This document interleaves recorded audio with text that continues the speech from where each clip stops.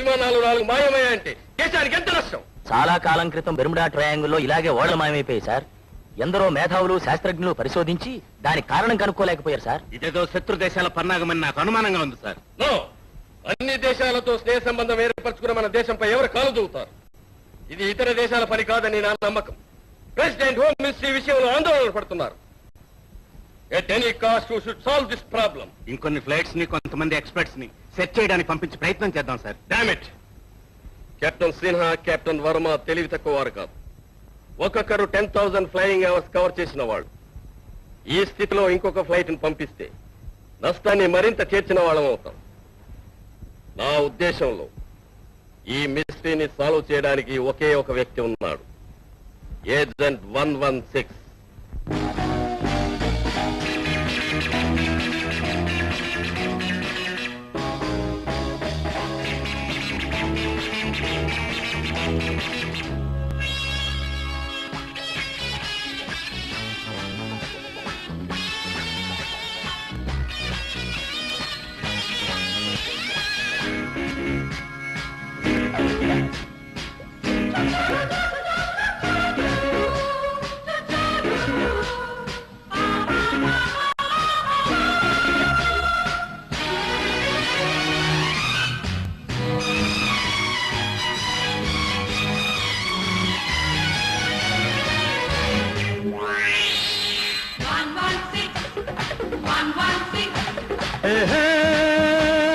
పిట్ట పిట్టలాడ పిట్ట నువ్వు బిగుసుకుపోతే ఎట్ట, కన్నేస్తే కరగాలి, ఈలేస్తే బలాలి, నేనేంది జోడి రావే బోలేడి.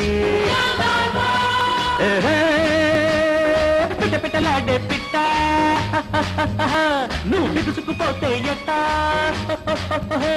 కన్నేస్తే కరగాలి, ఈలేస్తే బలాలి, నేనేంది జోడి పాపా రావే బోలేడి పాపా.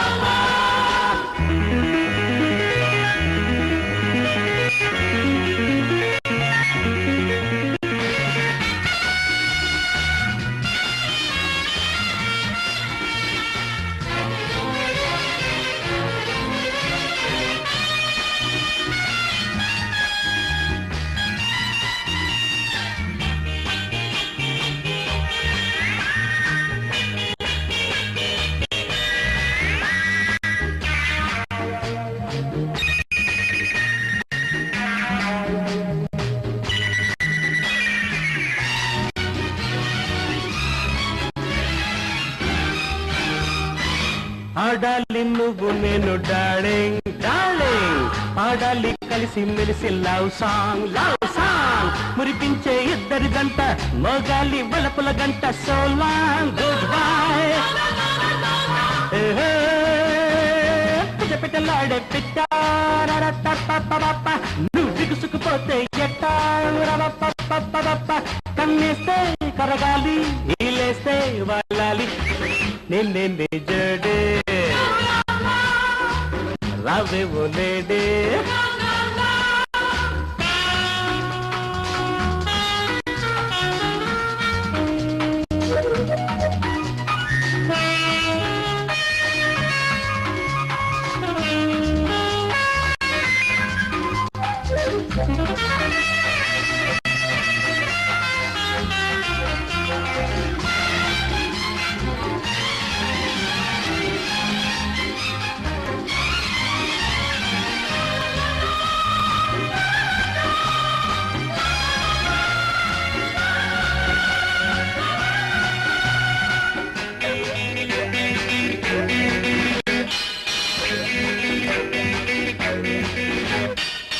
పంతాలు పట్టవంటే ఫడఫాట్ ఫడఫాట్, సంతోషం ఇచ్చావంటే చడచట్ చడచట్, చెవిలో ఉన్న చెప్పిన మాట చెల్లిస్తే ముద్దుల ముట్ట. Good bye Tata.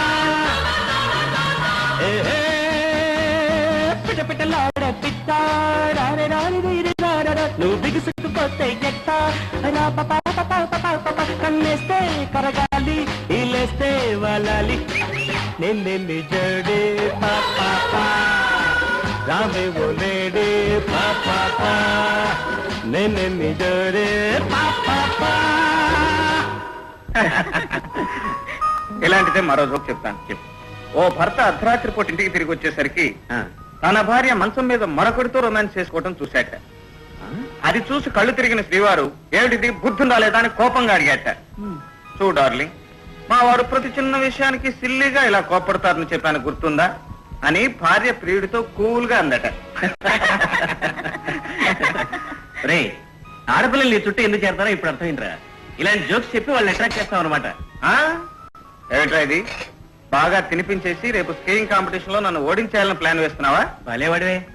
రే, 6 ఏళ్లుగా ప్రతి ఏడు ఛాంపియన్షిప్ నువ్వే కొట్టేస్తున్నావు. ఈ ఒక్కసారి ఆ ఛాన్స్ నాకు వదిలేరా, లేకపోతే లవర్ ముందు నా పరువు నిలబడదా. ఐసి ఈ బేరం పెట్టడానికే నన్ను ఇక్కడ పిలిచావన్నమాట. చచ్చా, అదేమంటారా గోపి, నువ్వు నాకు సిబిఐలో ఉద్యోగం పెట్టి సైన్ చేసిన విషయం నేను ఎప్పుడు మర్చిపోలేను.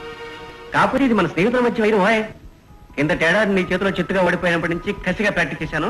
ఈసారి నా చేతిలో ఓడిపోతా సిద్ధంగా ఉంది. అవును, ఈసారి షూర్ గా రమేషే గెలుస్తాడు. బెట్.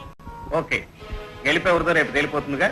హాబీలోనైనా ప్రొఫెషన్ లోనైనా ఓడిపోవటం వెనకబట్టం గోపికి తెలియని పదాలు. Success is mind.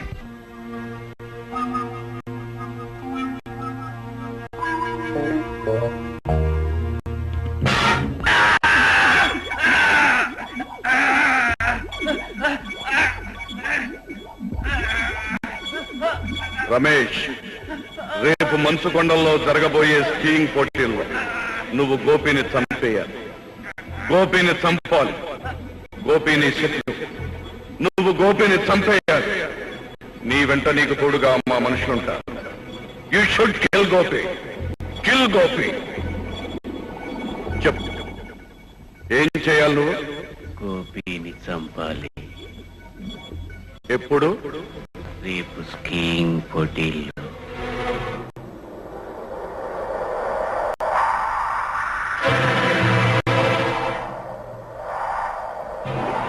Kill Gopi.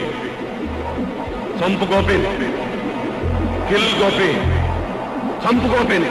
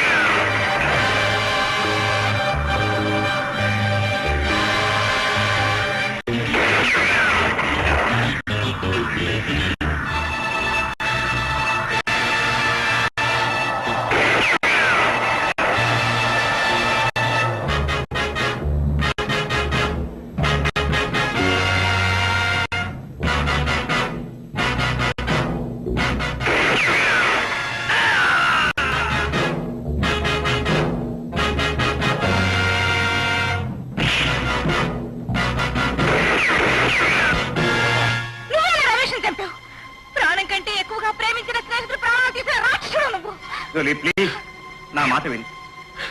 మనసు ఇచ్చిన మనిషి అర్థంతరంగా దూరం అయిపోతే ఓ మనిషి అనుభవించే రంపపోతే నేను అర్థం చేసుకోగలను. కానీ రమేష్ నా ఆరో ప్రాణం. వాణ్ణి నేను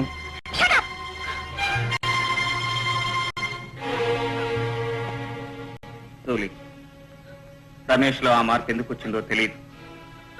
మంచుకొండలో నన్ను చంపాలని ప్రయత్నించాడు.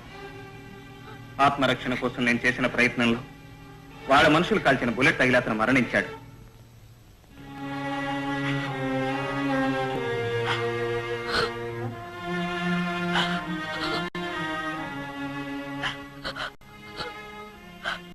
ఊరుకోమ్మా, తోడ పుట్టిన వాడిని పోగొట్టుకున్నందుకు నువ్వింత బాధపడితే కడుపున పుట్టినవాడు దూరం అయిపోయినందుకు నేనెంతగా కోల్పోవాలి లలిత. అమ్మా, నేను ఏడవనమ్మా, బాధపడ్ను. ఈ కళ్ళల్లో కన్నీళ్ళింకిపోయాయి. ఈ గుండె బండరాయిగా మారిపోయింది. దేశం కోసం ఆనాడు కట్టుకున్న భర్తని పోగొట్టుకున్నాను. ఈనాడు కన్న కొడుకును వదులుకున్నాను. అమ్మా, అన్నయ్యని మనకు దూరం చేసిన ఆ రాక్షసుణ్ణి ప్రాణాలతో వదలను. వాడి అంతం చూడందే ఊరుకోను. మిత్రమా, ఇదే నీ విడిది. ఇదేమిట్రా?